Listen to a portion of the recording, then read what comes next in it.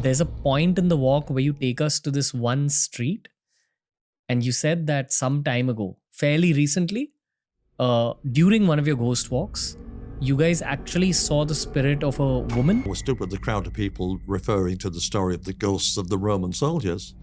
And whilst I was standing there relating the story, just down the street there was a woman standing there in the middle of the road, dressed in an old-fashioned Victorian costume. And I thought she was just like a normal person dressed up. But when we started walking towards her, she kind of stepped out of our way and she stepped onto the pathway and she just literally disappeared into the wall in front of all of us. And it literally freaked the crowd out because it was the first time for a long time that a whole crowd, including myself, actually saw a ghost altogether. And that was about 40 people.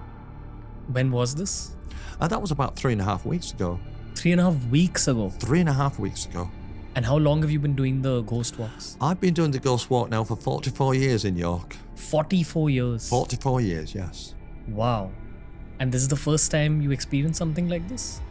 No, we've had other things happen. One night I was stood outside a gateway of a very old property, the Treasurer's house again actually, and I was stood behind a light above my head, and suddenly what happened was a shadow came over the top of the crowd, and everybody ducked because I thought something was falling on the top of them.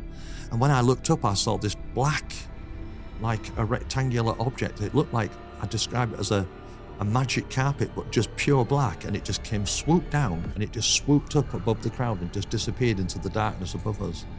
And everybody was absolutely terrified. I mean, you know, it was the most unusual thing that I'd ever seen. It was dark. It was very sinister.